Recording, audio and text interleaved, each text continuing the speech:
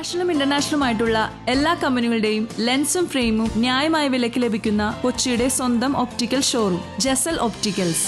Jesal opticals, opposite TB hospital, Karivelippady, Kochi.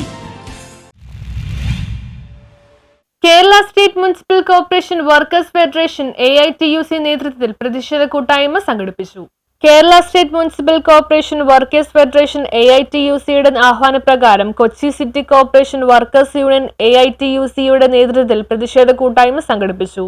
DA കുടിശ്ശിക ഉടൻ നൽകുക, മുനിസിപ്പൽ കണ്ടീജന്റ് ജീവനക്കാരുടെ സേവന വേതന വ്യവസ്ഥകളും പെൻഷനും പരിഷ്കരിച്ച് നടപ്പിലാക്കുക, മെഡിസിപ്പ് അപാകതകൾ പരിഹരിക്കുക, ഹരിത കർമ്മസേനയെ കണ്ടീജന്റ് ജീവനക്കാരായി അംഗീകരിക്കുക തുടങ്ങിയ ആവശ്യങ്ങൾ ഉന്നയിച്ചാണ് പ്രതിഷേധ കൂട്ടായ്മ സംഘടിപ്പിച്ചത്. ഫോർട്ട് കൊച്ചി കോർപ്പറേഷൻ ഓഫീസിന് മുന്നിൽ നടന്ന സമരം municipal federation AITUC secretary K. Suresh ഉദ്ഘാടനം ചെയ്തു.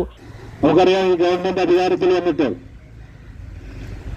മുനിസിപ്പൽ തൊഴിലാളികളുടെ DA കിട്ടുന്നതിന് വേണ്ടി നിരവധി പ്രക്ഷോഭവും സമരവും നടത്തിയതിനു ശേഷമാണ് നമുക്ക് DA ലഭിച്ചത്.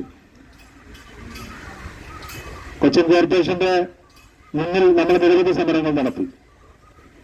നമ്മളിപ്പോൾ ആവശ്യപ്പെടുന്ന DA സാഹചര്യക്കറിയാം, 11ാം ശമ്പള കമ്മീഷന്റെ ബാക്കിയുള്ള തുകയാണ് നമുക്ക് കിട്ടാനുള്ളത്. ഏതാണ്ട് കൊച്ചിൻ കോർപ്പറേഷനിൽ ഒരു തൊഴിലാളിക്ക് ഏതാണ്ട് 50,000-ന്റെ 75,000 രൂപയുടെ ഇടയിൽ ആ സംഖ്യ കിട്ടാനുണ്ട്. ഈ കഴിഞ്ഞ ദിവസം ബഹുമാനപ്പെട്ട മേയറെ കണ്ട് രാജപ്പൻ സാറിന്റെ നേതൃത്വത്തിൽ നമ്മളൊരു നിവേദനമെല്ലാം കൊടുത്തു.